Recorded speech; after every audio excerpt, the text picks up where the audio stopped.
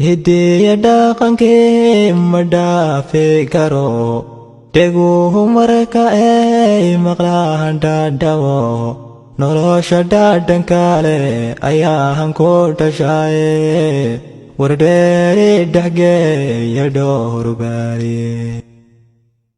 haddaan dhuuxuniyo dhanaan maar dhabaha gooday taaga ku dhaadhac wadnaha dhinacba dhankeeda jire shabeelle habeenayaa u dhaxay halkaan u dhinteen u dhaawacmay in badan dheedilkiyo u dhuux shubayo shilahaba dhurwa